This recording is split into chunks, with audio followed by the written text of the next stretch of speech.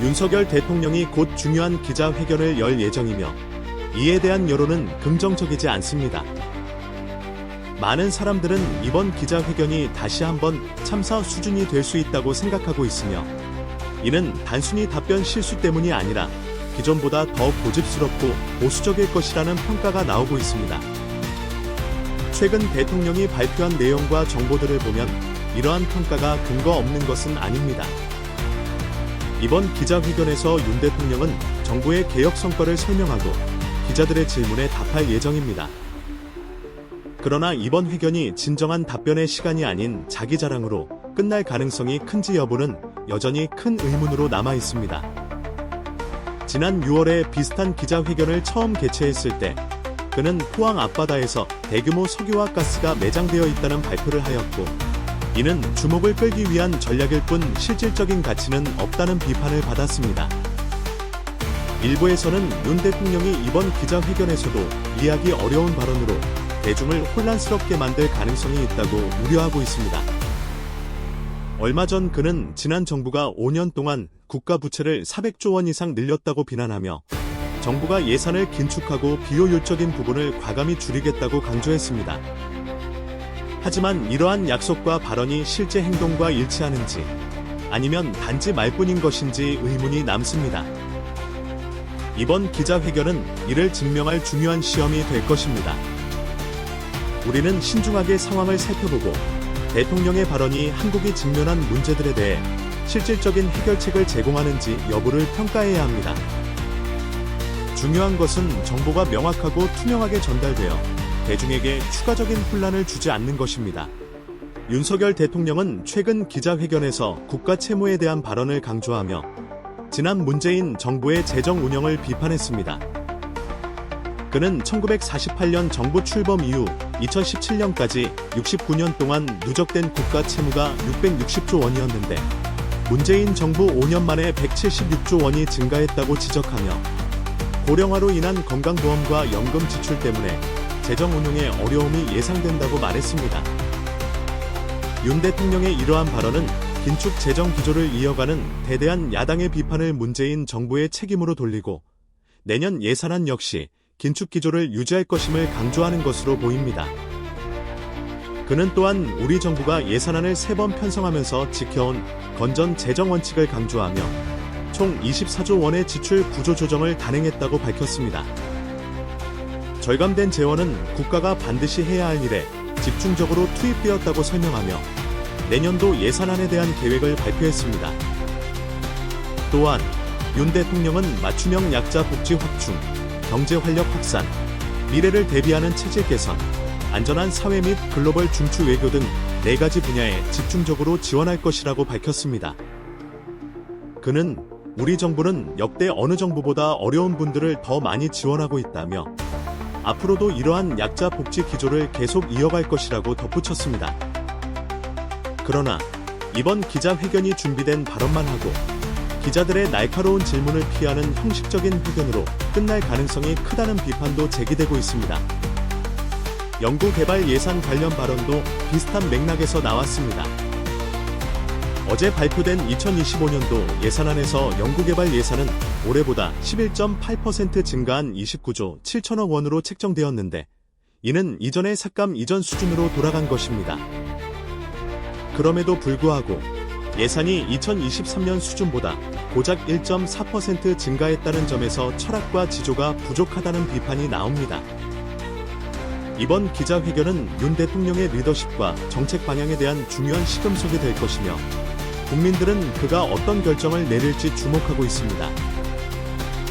최상목 부총리 겸 기획재정부 장관은 최근 브리핑에서 단순히 예산을 증액하는 것이 아니라 연구개발, R&D의 질적 향상을 위한 과정이 필요하다고 강조했습니다.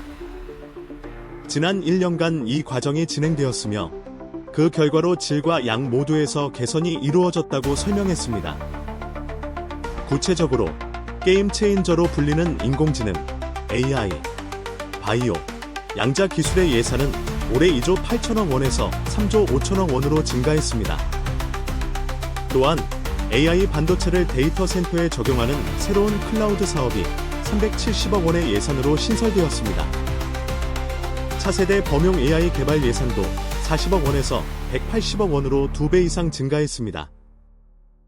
양자 분야에서는 1000큐비트 양자 컴퓨터 개발에 98억 원, 양자 컴퓨팅 서비스에 59억 원이 새로 배정되었습니다. 과학기술정보통신부는 앞으로 5년간 인공지능, 반도체, 첨단 바이오, 양자 등 10대 국가 전략기술 육성에 30조 원 이상을 투자할 계획을 발표했습니다. 그러나 과학계에서는 단순히 예산만 이전 수준으로 회복하는 데 그쳐서는 안 된다는 지적이 나오고 있습니다. 문성모 출연연 과학기술인협의회 회장은 정부의 가장 기본적인 임무는 지원과 육성이며 정부의 정책이 과학기술의 발목을 잡아서는 안 된다고 주장했습니다.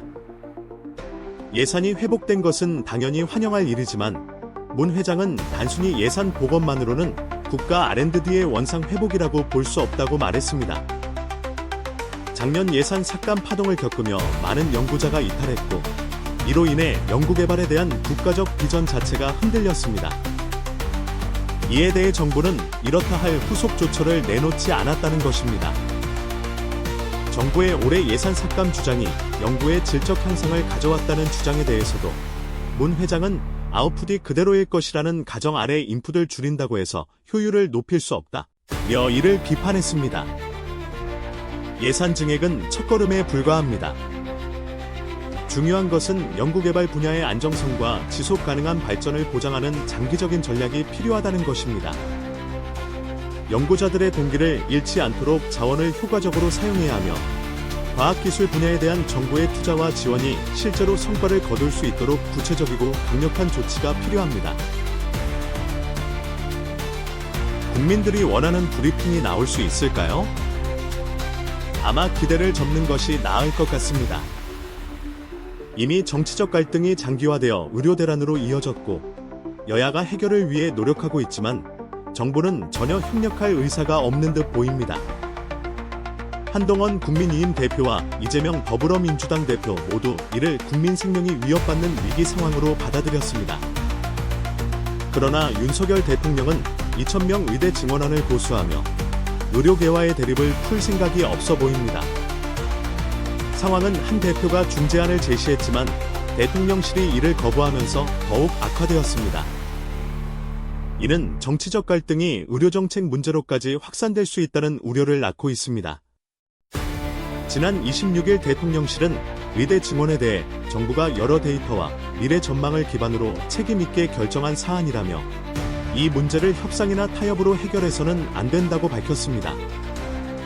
이 같은 입장은 한 대표를 겨냥한 것이었다는 해석이 나올 수밖에 없었습니다. 정책은 협상과 토론을 통해 결정되고 실행되어야 하는 것이 당연하지만 이 정부는 대통령과 대통령실 모두 그럴 생각이 없는 것처럼 보입니다. 이는 국민의 생명을 가지고 자기들 만족을 위해 장난치는 것에 불과하지 않습니까? 비록 한 대표의 중재안이 고위 당정협의회의 정식 안건은 아니었지만 이를 대통령실이 거부한 후 언론을 통해 다양한 경로로 제한적으로 평가한 것은 실망스러운 일입니다. 윤석열 대통령과 한동훈 대표 사이의 갈등 가능성이 제기될 때마다 대통령실과 한 대표 측은 충분한 소통을 하고 있다고 주장해왔지만 의료 대란과 같은 핵심 국정 현안에서조차 엇박자와 불통이 드러났습니다. 대통령실과 한 대표의 의정 갈등 중재 충돌 상황은 9월 정기 국회를 앞두고 30일 열리는 윤 대통령과 국민의힘 지도부 만찬 자리도 껄끄러운 상황으로 만들 수 있습니다. 국민들은 궁금합니다. 왜 국민들이 대통령의 의중을 살펴야 하고 왜 대통령의 마음에 드는 이를 위해 국민들이 희생되어야 하는가? 오히려 그 반대가 되어야 하지 않겠습니까? 윤석열 대통령이 진정한 지도자의 자질을 갖추고 있는지 의문입니다. 오늘 내용은 여기까지입니다. 의견이 있으시면 댓글로 남겨주세요. 유익하셨다면 구독과 좋아요 부탁드립니다. 내일도 정치 박사와 함께 해주세요. 감사합니다.